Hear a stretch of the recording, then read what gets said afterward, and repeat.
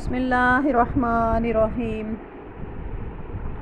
صحیح مسلم کتاب زہد و تقویٰ کا بیان، باب اس بات کے بیان میں کہ مومن کے ہر معاملے میں خیر ہی خیر ہے۔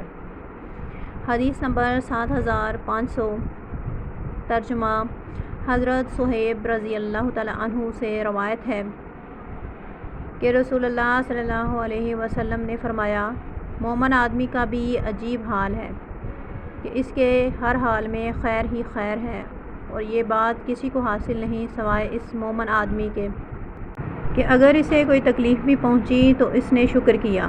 تو اس کے لیے اس میں بھی ثواب ہے، اور اگر اسے کوئی نقصان پہنچا